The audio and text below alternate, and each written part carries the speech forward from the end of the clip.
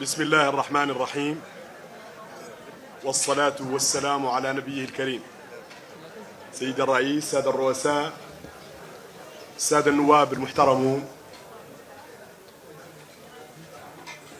اسمحوا لي باسم أعضاء الحكومة الحاضرين معنا هذا المساء وباسمي الخاص على أني نتوجه لكم بالشكر الجزيل وبالامتنان الكبير على تلبيتكم لدعوتنا هذا المساء. اسمحوا لي أيضا بأني نهنئ الجمعية الوطنية على نجاح هذه الدورة البرلمانية اللي احنا على اعتاب اختتامها غدا إن شاء الله. كانت دورة مليئة بالعمل الوطني المكثف، خدمة للجمهورية، خدمة للمواطن الموريتاني. عملتم من خلالها جميعا بكل جهد وكل وطنية. أعلنكم تلعبوا أدوار هذه الغرفة المحترمة الأساسية من تشريع ومن مراقبة ومن تأطير للرأي العام الوطني.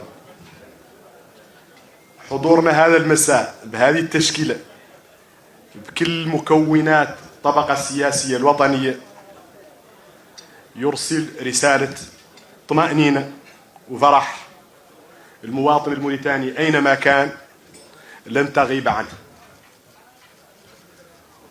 وهي أيضا بشارة على نضج طبقتنا السياسية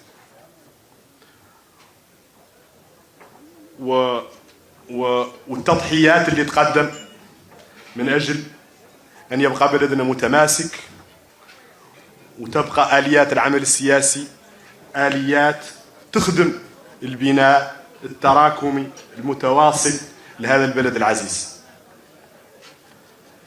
نختار نأكد لكم على أن الحكومة لن تألو جهدا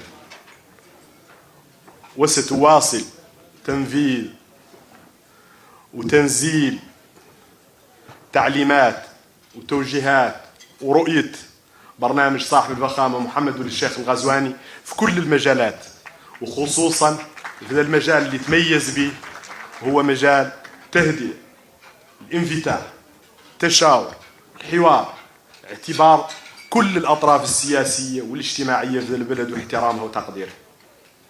ولن تكون طرف في أي عمل أو أي حدث من شأنه توتير الساحة السياسية أو تباعد أطراف العمل السياسي أو حرمان طرف سياسي من تأدية مهامه الدستورية وفقا للقانون ووفقا للأعراف الديمقراطية. طبيعة الحال الحكومة أيضا وتنفيذا والتزاما بتعليمات صاحب الفخامة رئيس الجمهورية محمد ولي الشيخ الغزواني ستعمل على تعزيز المؤسسات وأدوار المؤسسات واستقلال بين استقلال السلطات. بلدنا يحتاج لنا كاملين، يحتاج لكل أبنائه وذم كان الكل الموريتانيين اللي يبقوا يساهموا في بناء بلدهم. مرة أخرى شاكركم وممتن لكم السيد الرئيس، السادة الرؤساء، السادة النواب المحترمون على هذا الحضور اللي راجين إن شاء الله يعود لا خطوة في تجذير هذا العمل السياسي اللي تقوموا به كامل.